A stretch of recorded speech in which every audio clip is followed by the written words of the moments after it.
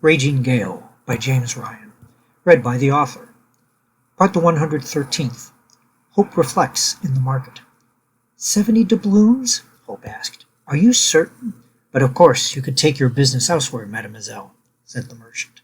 I am sure that if you wait around port long enough, another such petite-looking glass of this quality may eventually come in, with the possibility that its seller will be more amenable to your lower offer.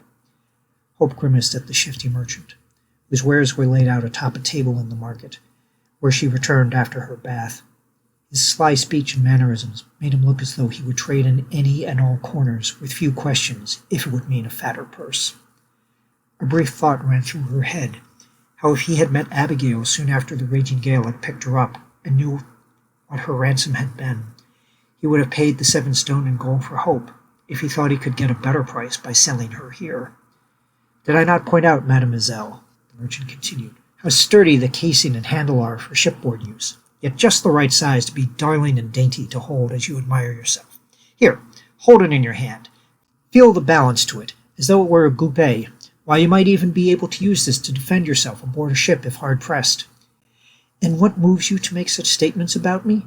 Asked Hope as she tested the looking-glass, to see if it were indeed as well balanced as a belaying pin.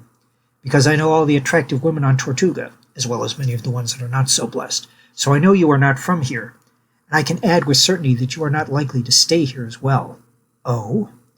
For one, a proper lady would not be here. She would have her servants or slaves do the purchasing, and an improper one would not be in a position, so soon after coming ashore, to consider a mirror like this. That in your hands. Hope looked at her hands, noticing for the first time some of the calluses she'd gotten since leaving England.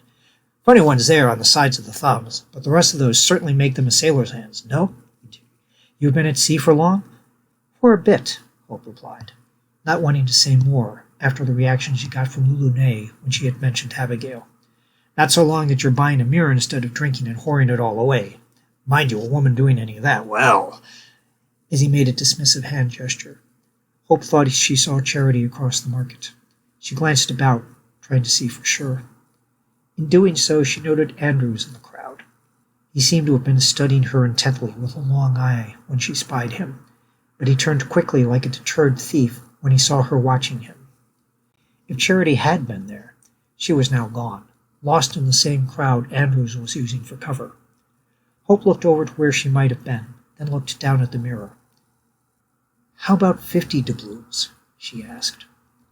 Thank you for taking this moment with me.